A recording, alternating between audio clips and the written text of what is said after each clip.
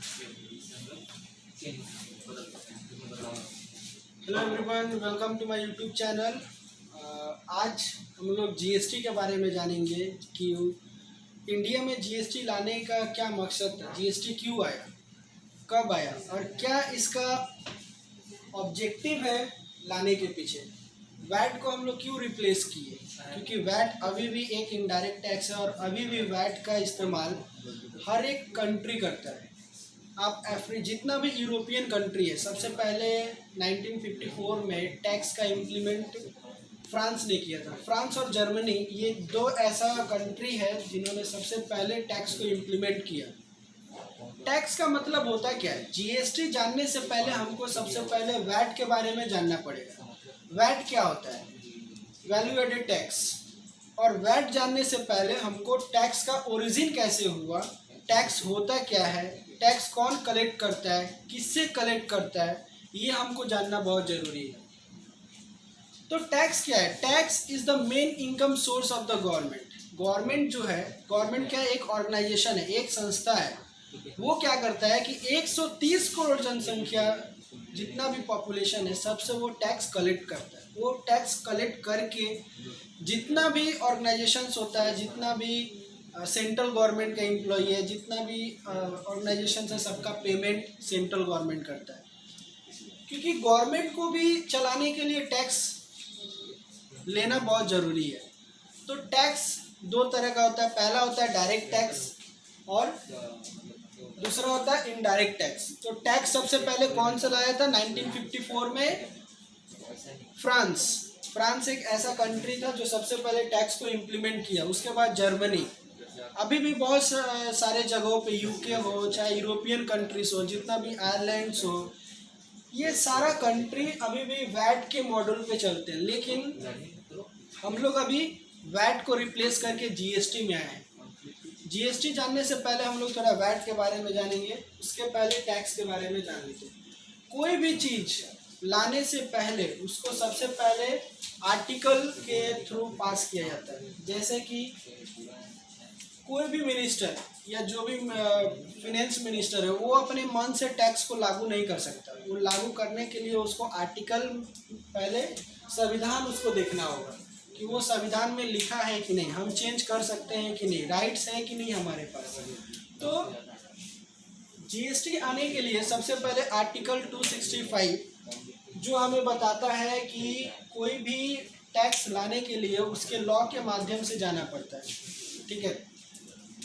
Tax system क्या होता है? टैक्स हम दो तरह का होता है। पहला होता है डायरेक्ट टैक्स और दूसरा होता है इनडायरेक्ट टैक्स। डायरेक्ट टैक्स का मतलब क्या होता है कि मिस्टर एक्स से हम टैक्स ले रहे हैं और वही पे करेगा। बट इनडायरेक्ट टैक्स में क्या होता है? ठीक उल्टा होता है। मतलब मिस्टर एक्स ही कमाया और मिस्टर एक्स से ही वसूला गया। वो होता है डायरेक्ट टैक्स। कि जो टैक्स पेयर है या जो टैक्स एससी है, वो क्या किया, अपना इनकम का जितना भी टैक्स लाइबल हुआ, जितना भी उसका क्रेडिट हुआ, वो जाके गवर्नमेंट को पहुंचा दिया। तो इसमें कास्केडिंग इफेक्ट का कोई फर्क नहीं पड़ता है। बट इनडायरेक्ट टैक्स में क्या है? इनडायरेक्ट टैक्स में कास्केडिंग इफेक्ट का बहुत ज़्यादा ही प्रभाव पड़ता है। तो इनडायरेक्ट टैक्स क्या होता है कि मिस्टर एक्स का कमाई का जो टैक्स है मिस्टर वाई से वसूला। मतलब कमा रहा है मिस्टर एक्स, बट उसका जो टीडीएस है, उसका जो इनकम टैक्स है, हम वसूल किससे रहे हैं? मिस्टर वाई से। तो डायरेक्ट और इनडायरेक्ट में ये अंतर है। डायरेक्ट में क्या है कि जो टैक्स, जो एससी है, वो अपना इनकम का टैक्स गवर्नमेंट को पहुंचा दे रहा है। उसमें कोई कास्केडिंग इफेक्ट का प्रभाव ही नहीं है या कुछ उसमें प्रॉब्लम ही नहीं है। कास्केडिंग का मतलब होता है टैक्स पर टैक्स। इनडायरेक्ट टैक्स का मतलब क्या है कि मिस्टर एक्स कमाया, बट मिस्टर एक्स का जो टैक्स है वो कौन वसूल रहा है? Mister Y. और मिस्टर वाई जो वसूल रहा है वो किसको पहुंचा रहा है? गवर्नमेंट को। ठीक है। जो इनडायरेक्ट टैक्स में क्या होता है, थ्रू द थर्ड पार्टी के द्वारा जो हम लोग टैक्स वसूल कर जो गवर्नमेंट के पास पहुंचाते हैं, वो होता है इनडायरेक्ट टैक्स। अब इनडायरेक्ट टैक्स जानने के बाद डायरेक्ट टैक्स का कुछ एग्जांपल जान लेते हैं। डायरेक्ट टैक्स में क्या क्या आता है? पहला तो इनकम टैक्स आता है। आप अपना इनकम का जितना भी परसेंटेज होता है वो टैक्स आप गवर्नमेंट के पास पहुंचा दो, उस पर कोई कास्केडिंग इफेक्ट का प्रभाव नहीं पड़ता। उसके बाद क्या है, प्रॉपर्टी टैक्स। आपका आप देखते होंगे कि क्वार्टरली प्रॉपर्टी टैक्स बिल आता है जो हमको गवर्नमेंट के पास या इनकम टैक्स डिपार्टमेंट में जाके जमा कर देना पड़ता है। नेक्स्ट है वेल्थ टैक्स। वेल्थ टैक्स क्या होता है कि संपत्ति का, अगर आपका 10 लाख से ज़्यादा कुछ एसेट्स है, संपत्ति है, तो वो आपको 1% गवर्नमेंट को पहुंचाना पड़ता है। गिफ्ट टैक्स, अगर कोई भी फ्रेंड आपका या कोई भी फैमिली या कुछ भी अगर आपको 1.5 लाख या 2 उससे ज़्यादा का अगर गिफ्ट टैक्स पे करते हैं तो उसके ऊपर भी टैक्स चार्ज होगा। ठीक है, तो ये सारा चीज़ डायरेक्ट टैक्स था। इनडायरेक्ट टैक्स क्या होता है? इनडायरेक्ट टैक्स में पहला होता है TCS, TDS, वैट। वैट को ही हम मोड वैट के बारे में जानते हैं। ठीक है, मोड वैट के बाद फिर आया सेन वैट, सेंट्रल वैट, और सेंट्रल वैट के बाद ही हम पढ़ेंगे सेंट्रल सेल्स टैक्स।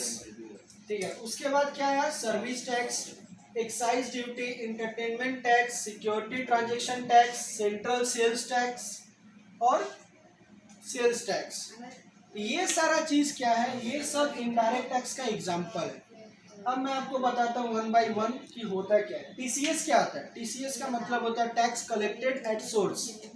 TCS क्या होता है कि टैक्स कलेक्टेड एट सोर्स। जो ई-कॉमर्स ऑपरेटर्स होते हैं, जब भी TCS किस पे कलेक्ट किया जाता है, कलेक्टेड बाय सेलर्स के द्वारा किया जाता है। या फिर आप कभी भी ओपन मार्केट में कभी भी आप अल्कोहल या आप गांजा जिसको बोलिए, ये सारा चीज़ आप बेच नहीं सकते, उसके लिए आपको लाइसेंस लेना पड़ेगा और लाइसेंस के लिए TCS ज़रूरी है।